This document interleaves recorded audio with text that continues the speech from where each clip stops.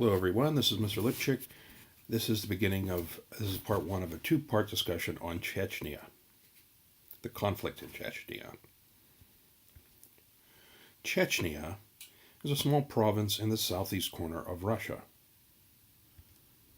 It was once a Muslim state, but was annexed by Russia in the mid-1800s. It was later incorporated into the Chechen English Autonomous Republic when part of the Soviet Union. Chechnya has attempted to declare independence from Russia, leading to a long and bloody struggle. The conflict in Chechnya involves political, economic, and cultural causes. After the breakup of the Soviet Union, 15 distinct countries were formed. The largest, the Russian Federation, retained control over most of the land. Chechnya, as the Chechen Republic, remained part of the Russian Federation.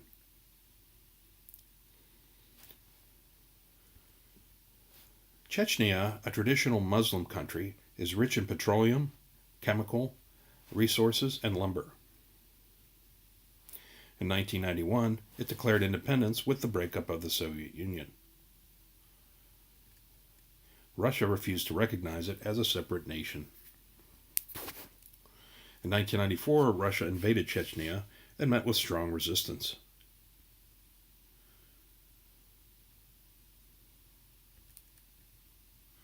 In 1996, a truce was concluded. In 1997, Chechen leader Azian Maskadov and Russian President Boris Yeltsin signed a peace treaty. Chechen independence, however, was left unresolved. The area remained disorganized and lawless.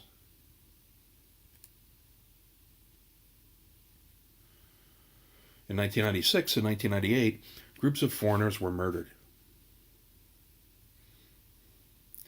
In 1998, 100 hostages, mostly Russian, were being held in Chechnya. In 1999, Chechen guerrillas intervened in neighboring Dagestan to help Muslim rebels who were also fighting Russian rule.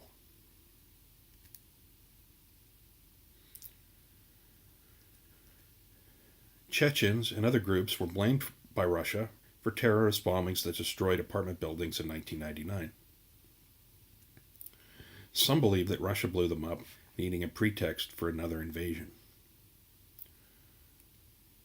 In 1999, Russia launched airstrikes against suspected guerrilla bases in Chechnya.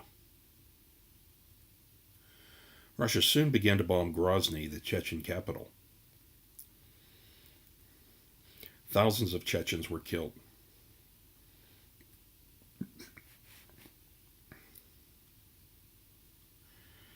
After besieging Grozny for several months, Russian troops captured it in 2000. The last armed rebellion, stronghold, in Chatoy, was captured soon after. A guerrilla war still persisted, however.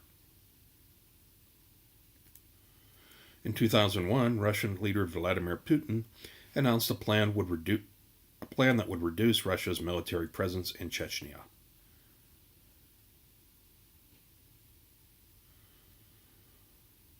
A new government friendly to Moscow was installed. Terrorist attacks again escalated, with Russia blaming the Republic of Georgia for allowing Chechen rebels to use their territory as a base. In 2002, Georgian President Edward Shevardnadze charged that Russia bombed villages where Chechen rebels were suspected of hiding.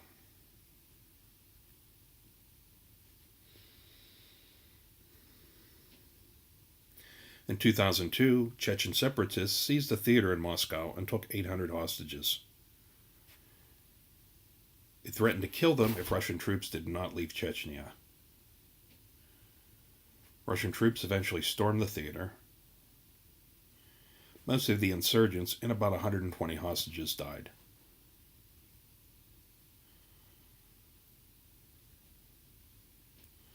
In 2002, rebels used a suicide bomber to attack Russian government headquarters in Grozny, killing 80 and wounding many more. Russia sought to stabilize Chechnya by returning refugees to the country. In 2003, a new constitution was passed for Chechnya by a referendum, making it part of the Russian Federation.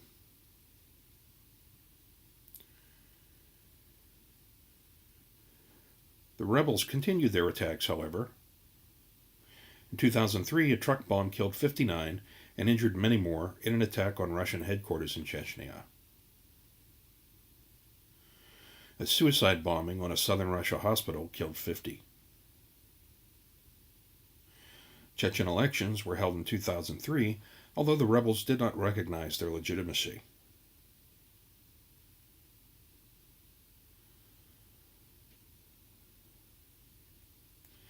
Former separatist rebel Akhmad Kadyrov won a victory when his opponents withdrew or were disqualified.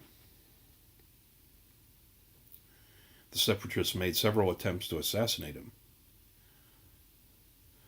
Because the election was orchestrated by Moscow, his legitimacy as a leader was not accepted by the international community.